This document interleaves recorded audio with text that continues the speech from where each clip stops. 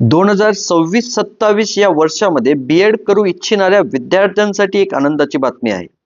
B.Ed ॲडमिशनसाठी आवश्यक असणाऱ्या सीईटी एक्झामिनेशनचे रजिस्ट्रेशन प्रोसेस सुरू झाली असून सीईटी सेलच्या अधिकृत वेबसाईटवर आल्यानंतर आपल्याला 5व्या नंबरला दिनांक 7/1/2026 रोजी आलेली नोटीस दिसून येईल.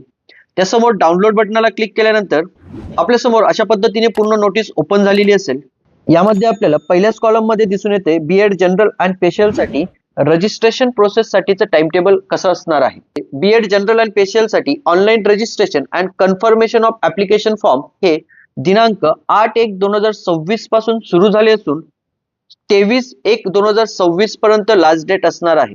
त्याचबरोबर या सीईटी एक्झामिनेशन साठी संभाव्य तारीख आपल्याला देण्यात आलेली ती म्हणजे 27/3/2026 ते 29/3/2026 या दरम्यान ही परीक्षा होऊ शकते. तसेच या नोटीस मध्ये एक महत्त्वपूर्ण बाब आपल्याला देण्यात आलेली ती म्हणजे APAAR ID is mandatory for CET registration. Candidate who have not yet generated their APAAR ID should create it through DigiLocker.